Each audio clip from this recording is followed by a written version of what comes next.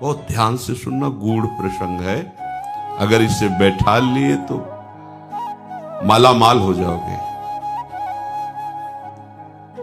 जो नाम अपनी इच्छा से जपा जाता है, सत्संग सुन करके, शास्त्र स्वाध्याय करके, उस नाम को जपते जपते हम पर नाम की कृपा होती है, तब हमें सद्गुरुदेव की प्राप्ति होती है। और जब गुरु प्रदत्त नाम होता है, वो शबीज नाम होता है।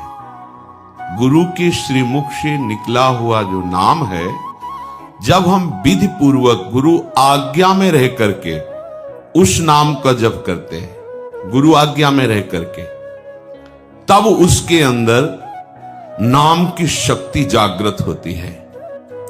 नाम की शक्ति जागृत में प्रभाव सद्गुरुदेव का होता है। ध्यान दीजिए,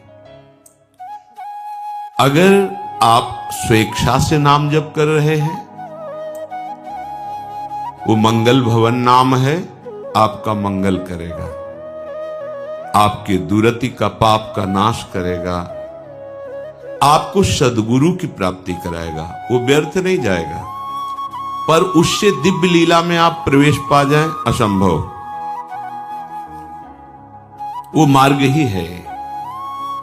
जब सद्गुरुदेव भगवान नाम प्रदान करते हैं और हम उनकी आज्ञा में रहकर नाम जप करते हैं, तो गुरुदेव की शक्ति के प्रभाव से हमारे हृदय में अधिकार बनने लगता है बीज मंत्र प्राप्त करने का।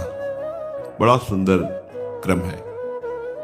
सद्गुरुदेव जब उसको देखते हैं कि ये इष्ट मंत्र का अधिकारी हो गया है, गुरु प्रदत्त नाम, सबीज नाम गुरु अनुशासन में जपते जपते, जब गुरुदेव की कृपा शक्ति से उसके स्थूल शरीर, ये पांचभौतिक, ये पवित्र, और सूक्ष्म शरीर, मन चित्त बुद्धि अंतःकरण पवित्र, और कारण शरीर स्वभाव का परिवर्तन, तब गुरुदेव उसे बीज मंत्र देते हैं। बीज मंत्र ये विशुद्ध भावदेह की प्राप्ति कराता है। बीज मंत्र के क्रम विकास से उसमें दिव्यता का प्रादुर्भाव होता है। क्रम विकास से आप कितना अधिक मंत्र में तन्मय हो रहे हैं, कितना अनुशासन से युक्त हैं, कितनी पवित्रता का निर्वाह कर रहे हैं, कितनी आपके अंदर एकाग्रता है, कितनी देर मंत्र में टिकते हैं, उसके अनुसार देह एवं मन की सारी मलिनता दूर हो जाती है और बीज मंत्र से सिद्ध स्वरूप का उदय होता है।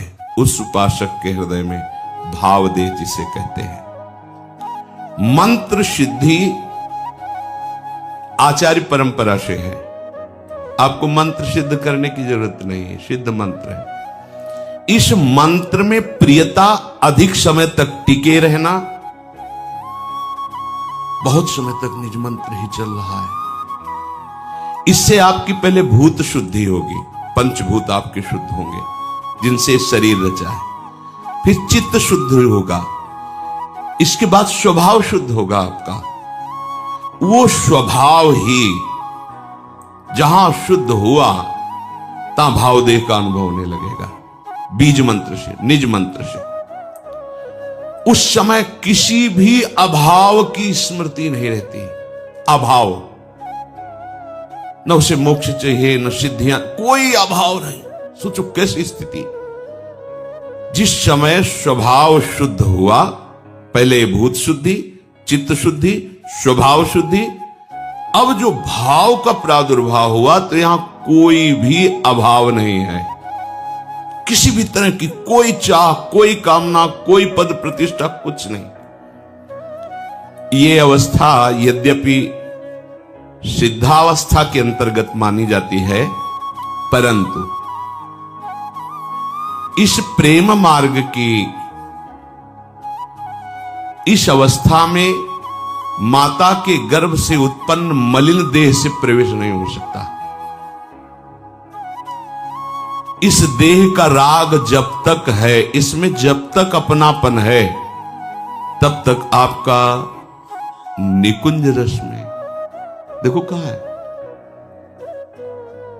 गुरु प्रदत्त नाम जप से, मंत्र का अधिकार, मंत्र से समस्त भूतों की शुद्धि, स्वभाव तक की शुद्धि। अब भाव देह का प्रादुर्भाव, माता के गर्भ से उत्पन्न हुए देह से प्रवेश नहीं है, भाव देह से, गुरु प्रदत्त मंत्र से उप्रगट हुआ जो देह है, उससे बनिता पुरुष भाव मिट जाए, सेवे ललितादिक के भाय, मानसी गढ़े चित्त, उसके चित्त में ही अनुभव होने लगता है अपने दिव्य देह का, चिदानंदमय देह का। फिर वो मानो राजमार्ग पे खड़ा हो गया, राजमार्ग जैसे बना हुआ जीटी रोड। अब आंख मूंद के दौड़ने पर भी गिरने की संभावना नहीं, अब संभावना खत्म, माया अब उसको स्पर्श भी नहीं कर सकती।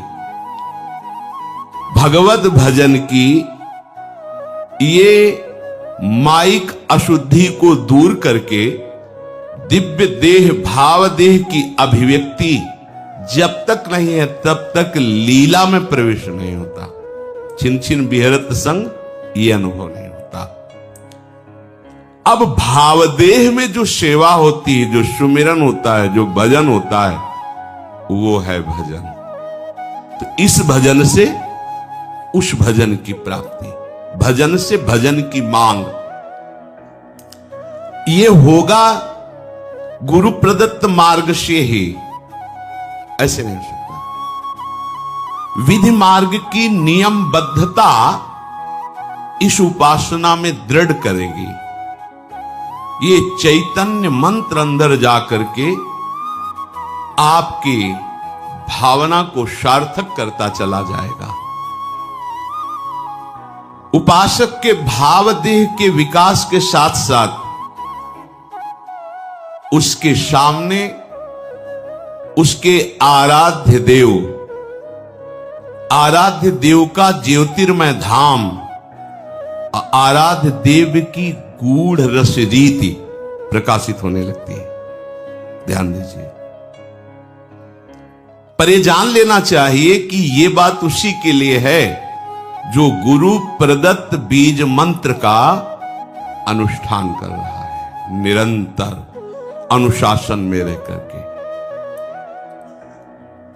ये मंत्र वाच्य वाचक अभेद स्थिति पैदा कर देता है, अर्थात ये निज मंत्र ही नवनिवृत्त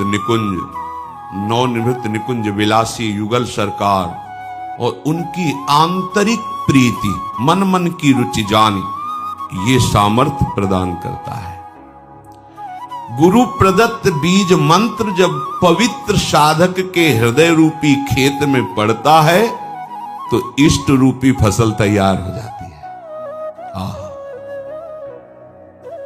इसी बीज से वृक्ष का प्रादुर्भाव होता है, निकुंज का। गुरु प्रदत्त मंत्र में प्राणों से भी अधिक जिसे प्यार है वही इसको प्राप्त कर पाता है। इस बीज मंत्र से प्राकृतिक जितनी भी सृष्टि है सबसे स्वाभाविक अरुचि पैदा हो जाती है और उसमें गुरु शक्ति का आधान होते ही इष्ट का स्वरूप प्रकाशित हो जाता है। नाम नामी जैसे अभेद है वैसे ही मंत्र और निकुंज अभेद है। इस उपासना की विशेषता यही है, गुरु अनुशासन में रहकर उपासना करना। ज्योतिर्मय धाम, ज्योतिर्मय रूप, ज्योतिर्मय लीला, अब ये भजन का प्रभाव प्रकाशित हुआ। वो उपासक भले दिखाई देता है शरीर में है, पर वो शरीर में रहते हुए भी शरीर में नहीं रहता। वो अपने ज्योतिर्मय धाम में धामी श्यामा श्याम की नित्य सेवा में अपने भाव देश से रहता है।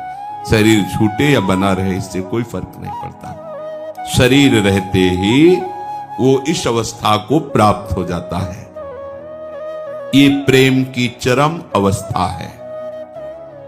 अब ऐसे महापुरुष में और इष्ट में बिल्कुल कोई अंतर नहीं रह जाता। विगलित होकर के एकीभूत हो जाता है। अब वो रस स्वरूप हो जाता है। जो उपासक उपासना की इस सोपान स्थिति पर होता है वो रस स्वरूप, रसमय हरिवंश, परम परमाक्षर, वो नाम के प्रभाव से स्वयं नाम का फल उसके हृदय में जो प्रकाशित हुआ तो वो फल स्वरूप ही हो गया, रस स्वरूप, रसमय हो गया। ये प्रेम की महाअद्वैत स्थिति है। प्रेम की इस अवस्था में जो स्थायी भाव स्वरूप प्राप्त हुआ, अब वो नित्य लीला का अधिकारी हो गया। देखने का ही नहीं, सम्मिलित होने का अधिकारी।